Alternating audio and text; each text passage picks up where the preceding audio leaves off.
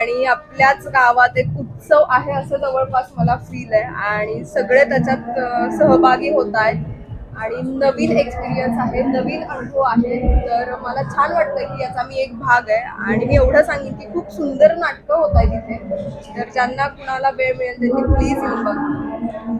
खरं तर ग्रामीण भागामधून आता मोठ्या उपरी पडद्यावर देखील आपली बऱ्याचदा एंट्री बघायला मिळते. जे नवीन ज्या काही मुली असतील किंवा नवीन कलाकार ज्या आहेत तर त्यांच्यासाठी काय आवाहन कराल, काय नक्की आपण केलं पाहिजे की जेणेकरून आपल्याला संधी मिळू शकेल चांगल्या.